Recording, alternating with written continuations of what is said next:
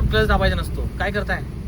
Second हवाय. Second हवायसाठी तुम्हाला तुमचा वेग सध्या बोर्डला किती आहे 40. आणि तुम्हाला सेकंड साठी किती वेग आणावा लागेल? 20 आणावं लागेल. 20. पाहू शकता रंबल स्ट्रीप. हायवेला अशा कुठे रंबल स्ट्रीप तुम्हाला दिसल्या की पहिली गोष्ट तुमचा स्टेअरिंगचा ताबा जो आहे तो व्यवस्थित पाहिजे. धडधड धडधड होऊन स्टेअरिंग नियंत्रण सुटू शकतं आणि गाडी लेफ्ट किंवा राईट जाऊ शकते. ओके. दुसरी गोष्ट, टायर जर वीक असेल तर टायर फुटण्याचे चान्सेस असतात.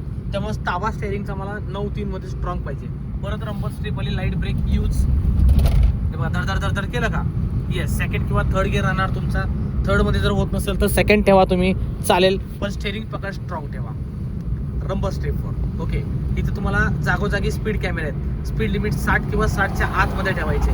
त्याच्यावर गेला तर आपल्याला फाईन लागणार आहे. त्यामुळे याही गोष्टीची आपल्याला काळजी घ्यायची. 5-10 सेकंदाला एक नजर आपल्याला आरशात मारायचे. आपण हायवे ड्रायव्हिंग करतोय. मिस राजा मिस प्रजा असं म्हणल्यासारखं झिकझॅक करू शकत नाही. राईट आणि लेफ्ट एन्काउंटर स्पेशलिस्ट तुफानी स्पीडने गाडी आहेत. त्यामुळं लेन टू लेन ड्रायव्हिंग करायचं आहे. Without indicator mirror, no lane change. आता खरी परीक्षा.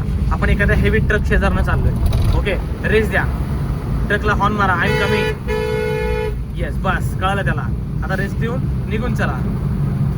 समजलं? कोणत्याही हेवी व्हेकलच्या पॅरलल जास्त वेळ ड्रायव्हिंग करायचं नाही. 100 ते 150-200 मीटर पुढे किंवा मागे राहा. आपण व्हिडिओ बघतो, गाड्या पलटी होतात, घासतात. दिस लेन कंटिन्यू ड्राईव्ह. स्पीड लिमिट 60च्या आत पाहिजे बरं का. त्या गोष्टीची काळजी घ्या. हायवेच्या साईन बोर्डकडे जरा बारकाईने बघा.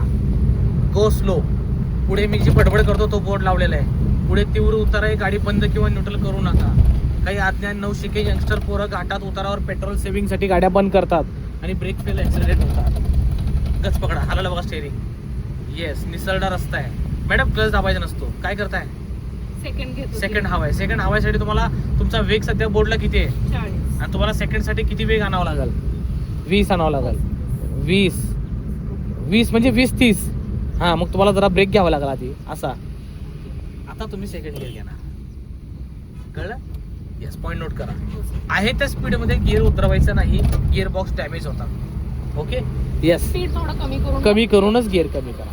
चांगला असतं इंजिन गिअर बॉक्स आहे. आता राईट इंडिकेट लावा. राईट मिरर चेक आणि अगदी मायनस राईट सारखा. Very good. Very good. Express highway training. कशा प्रकारे ड्रायव्हिंग करायची, रंबल स्ट्रीपचा कसा वापर करायचा, कशी गाडी चालवायची याविषयी मार्गदर्शन करतोय.